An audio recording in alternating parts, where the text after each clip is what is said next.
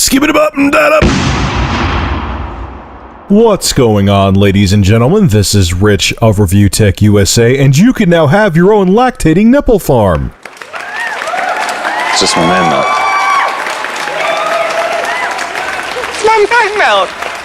Okay, folks, the game you're looking at today is the full version of Sniper Elite V2. I purchased it, I finished it, and I am going to do a talk and play on it. I'm hoping to have the talk and play up tomorrow, if not over the weekend. I have some very interesting things to say about this game, so you're going to want to stay tuned for that. And the Eagle Eye mouse and keyboard adapter reviews are coming soon, too. I came across a little snag with them, but that issue has been resolved, so now I could use them more and give a solid review of them. So I have received a ton of private messages of people wanting me to talk about the Call of Duty Black Ops 2 trailer. I saw the trailer, and what do I think of it?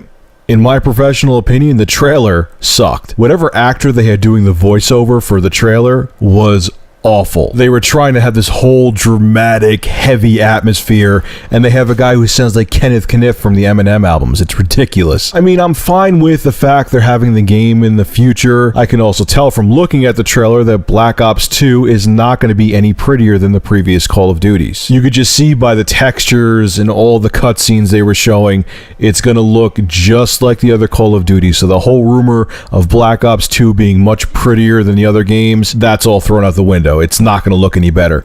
And to be honest with you, I was kind of scratching my head with that anyway, because the consoles, that's it. They're tapped out. You can't do any more with them. So how much better could Call of Duty look and still have the game run at 60 frames per second? With 7-year-old hardware, you can't improve it. Now, I saw Icy Rhythm's video on how he thinks that Black Ops 2 is going to be a disaster, and at first I was like, yeah, it's going to suck. It's going to be terrible. It's going to be the final nail in the coffin for Call of Duty.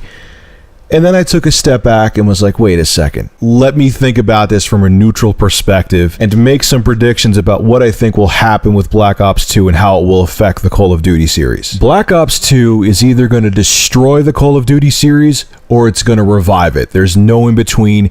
Either the game is going to be the best Call of Duty ever and bring in even more people to the Call of Duty franchise, or it's going to totally kill it off, be the final nail in the coffin, and Call of Duty is going to go the same way as Rock Band. There won't be Call of Duty for the next generation consoles. It'll be dead. That's it. Now, even though the trailer was terrible, it seems like they're going to have vehicles, a ton of different vehicles.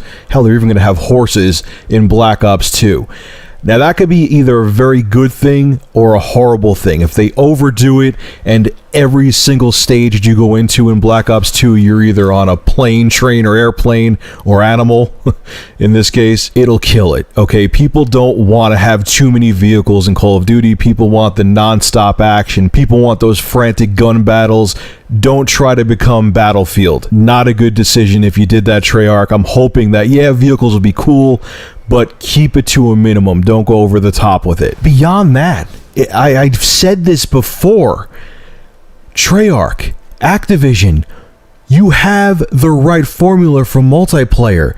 Everything is there. All you have to do is perfect Call of Duty's multiplayer. Have dedicated servers. Make well-designed maps that people can't hide in nook and crannies with any gun they choose and go 30-2 because they found a way to just sit under a box and kill everyone that went by. Make the single-player campaign a little bit longer. Go back to the Call of Duty 2 days where single-player games meant something. On top of that, don't have the ridiculous perks in multiplayer. The ridiculous kill streaks, which Black Ops, I have to say, eased up on all that stuff. It was more balanced than the Modern Warfare series, but get rid of things like the RCXD. That thing sucks. It's ridiculous. I mean, talk about a kill streak, which feels like cheating, but that's really it. All you have to do is perfect the series. People don't want the series to change. You don't have to change COD and make it feel like another first-person shooter franchise. That would be the worst thing you could do. Just perfect what you have. I mean, do I think another Call of Duty game should come out for this generation of consoles? No, I really think that they should stop at Modern Warfare 3 and wait till the new consoles come out. All of them, not just the Wii U. But since they're obviously not going to do that, you have no choice now, Treyarch and Activision. You have to perfect the series. You have to do everything I said in this video. And it's not just me saying it, it's the public, it's your fans, it's consumers saying that they want the things I talked about. And if you don't listen and keep the same flaws in Call of Duty Black Ops 2 that have been in every other COD previously, the series is done.